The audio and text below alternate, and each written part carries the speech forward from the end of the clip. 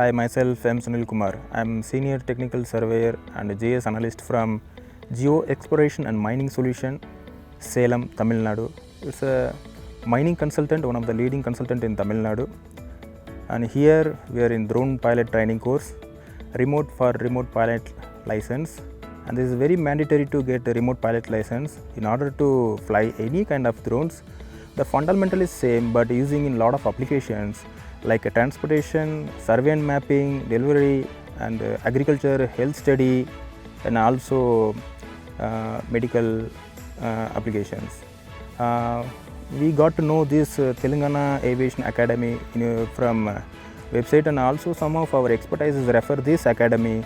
Its way of teaching and the methodology is very simply to understand, and everybody can easily understand the rules and regulations. So this 36th batch we are attending here, and company itself organized for us here to get the remote pilot license and understanding the rules and regulations. This technology is very useful to implement in all kind of applications.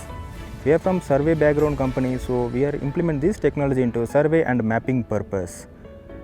It's highly safety and it reduces a lot of risk for survey industry, because survey is not a simple things. We have to conduct the surveys in forest area, hilly area, water bodies, rivers, sand, and all kind of seasons.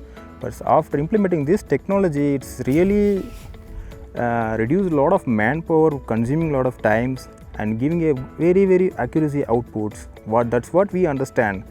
And here, after hearing a lot of, we attend a lot of classes, but even though these 5 days classes very satisfied us, and we understood that fundamentals of drone and history and the parts, how it's flying.